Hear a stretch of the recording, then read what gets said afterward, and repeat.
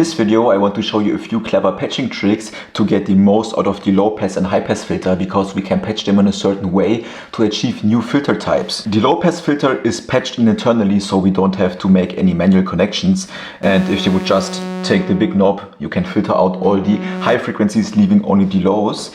What we could do is go from the output into the input of the high pass filter and then back into the input of the low pass filter, and now the filters are in series, creating a band pass filter where we are removing low frequencies first with the high pass filter, high frequencies after that with the low pass filter, and now we have this band pass filter with a band in the middle that removes low and high frequencies but keeps the band in the middle. This filter patch is in series. We could also reverse it by patching in the low pass first and the high pass filter afterwards. For this one we are going from the output of the low pass filter into the input of the high pass filter, and from the output of the high pass filter we are going straight into the VCA in. We don't have to do a patch connection into the input of the low pass filter because the mixer output is internally routed to the input of the low pass filter, so we don't have to do any connection. And now we also have a band pass filter, but with the low pass filter first and the high pass filter afterwards. So the high frequencies will get filtered out first and then the low frequencies with the high pass filter, and it's basically the same, just in a different order, and this will result in slightly different sounds and slightly different filtering. We could give each of the oscillators its own filter by going from the wave out into the high pass input. From the output of the high pass filter we are going back into the oscillator 1 in the mixer, so we patch it into the mixer and have the knob available for the volume and for overdriving the sound. And we are doing the same for the low pass filter, going from the wave out into the input, and the output is going into the input of oscillator 2 in. And now each of the oscillators has its own filter, and we also have to take the output of the mixer and send it into the VCA in. And now the first oscillator is getting filtered by the high pass filter, removing all the low frequencies. And the second oscillator is getting filtered by the low pass filter, removing all the high frequencies. And now both oscillators have a dedicated filter.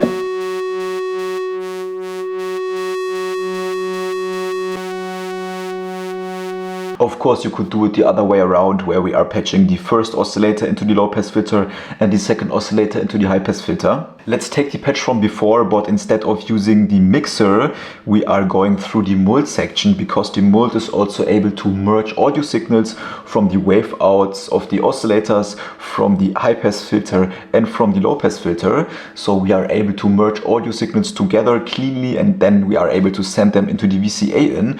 And sometimes you might don't want to use the mixer for sounds, because the mixer is also able to mix control voltage signals, and sometimes that can be handy. For example, if you want to combine multiple modulation sources, so it would be possible to use the LFO in the mixer together with the envelope, and now we have the mixed modulation signal.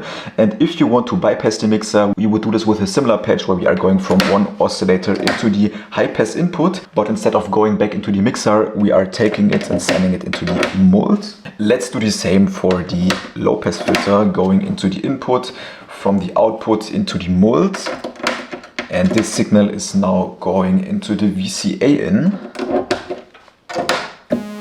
And now it's the same than before, each of the oscillators has its own filter, but the mixer won't have any effect. It's completely bypassed, and we are able to mix modulation signals together in the mixer. If you want to learn more about this, click the first link in the description to watch the full Grandmother course, where I'm going on a deep dive and showing you a few patching tricks. We've created a band pass filter before. What we could do is we could also reverse it by patching the filters in parallel instead of series, and that means that we are creating a notch type filter, so basically the reverse type of a band pass filter, where we are don't having a frequency band in the middle that is giving us frequencies, but we have a band in the middle that is filtering out the frequencies in the middle. For this one we are going from the output of the mixer into the high pass filter, and from the high pass filter back into the mult to be able to merge the audio signals. And we are going from the output of the low pass filter back into the mult.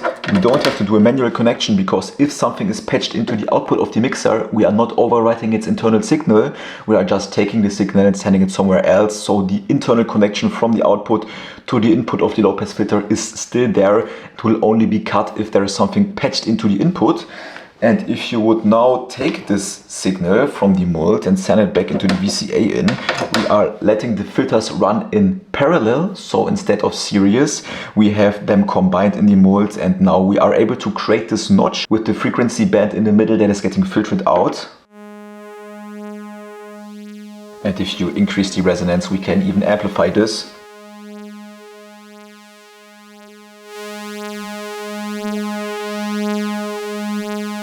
And now we kind of have a band in the middle that's filtering out all the frequencies. And that's how you can create a notch filter on the MoogGrandmother. Even if the high-pass filter doesn't have a resonance knob, we are still able to force it into resonance by going from the output of the mixer back into the high-pass filter input. From the output we are going into the mold. One signal from the mold is going into the low-pass filter input and one is going into the noise. And now the noise works as a resonant knob. So if we increase the high-pass filter to a certain frequency and increase the noise, we are getting resonant type sounds.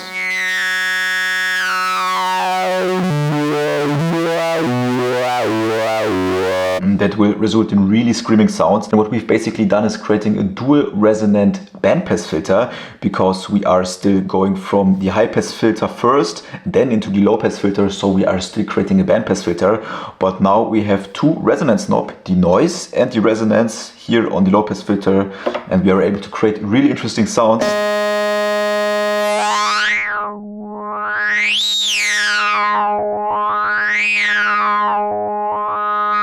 With resonance on both ends. Last but not least, one of my favorite tricks for the high pass filter is we are going from the noise input into the output of the high pass filter, and from the output into the input of the high pass filter.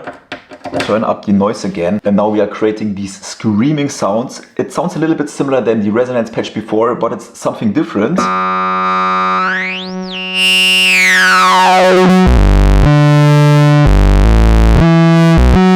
And I think this also works really well with the triangle wave in the low end for a bass sound.